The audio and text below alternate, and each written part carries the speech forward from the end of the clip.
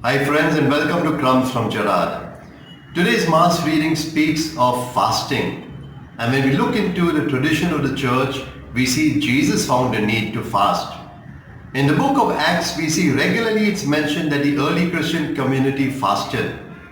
And the Catechism of the Catholic Church has this to say about fasting. The interior penance of the Christian can be expressed in many and various ways.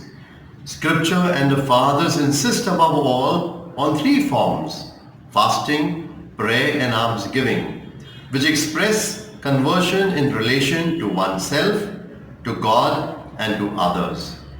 Now fasting has many advantages and there are many ways of fasting. One way of fasting, of course, is skipping a meal or skipping one full meal, or maybe fasting a whole day in the week. Another way of fasting or abstinence is cutting down all that you eat in between meals. Or another way, which a lovely family taught me, even the little children were doing it, is cutting off all sweets, especially during the season of Lent and during the season of Advent. You may also decide maybe your way is cutting down eating non-veg food and eating only vegetarian food. And that is also good for the environment, as we know. Now, fasting from is not an end in itself. It's fasting for. Now, some people fast for health reasons. Some people fast for fitness reasons. Some people fast for a kind of self-discipline. Right now, I'm speaking specifically on spiritual fasting. Now, the advantage of spiritual fasting are numerous, but most of them are unseen. Gradually you'll begin to see the fruit of your fasting in your life.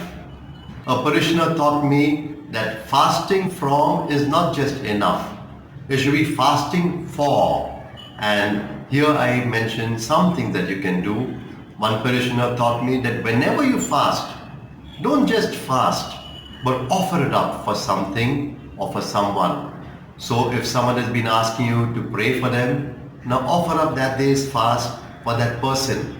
Or you might want to offer the fast for a cause, maybe the farmers' issue or the overuse of fossil fuels or something else that you want to offer it for. You may also use that time of fasting for something beneficial. So when you skip a meal, you save about 20 minutes to half an hour. Now use that time, maybe reading the Bible and making it a practice every day to read the Bible in Lent and then carrying on.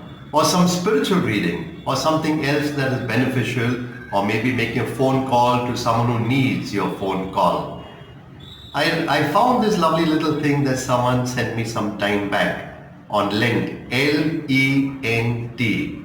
Leave every negative thing. And by negative thing is anything negative in thought, word and deed. And I think that is something beautiful. So Lent, L-E-N-T, leave every negative thing, thought, word and deed.